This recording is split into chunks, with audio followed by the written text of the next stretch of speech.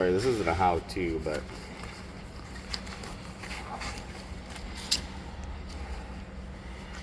two by four, cloths, pistons.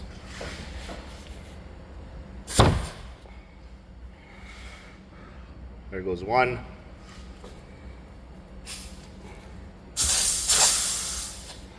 Sometimes the second one's will be a bitch now.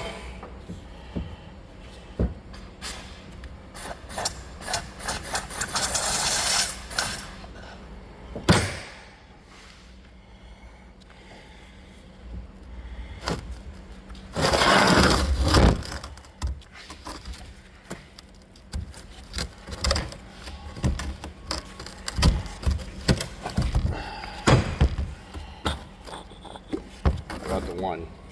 Anyways, making a mess. There you go. Your square seals in there. I'm gonna have to put that back in and shim it out more, so this one will pop out and so I can pull it out.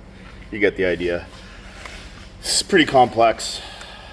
I mean, you do got to be very careful. That comes out with a lot of force. You don't want your hand there or some shit. I mean, I've never tried it, but I mean, go ahead if you want to.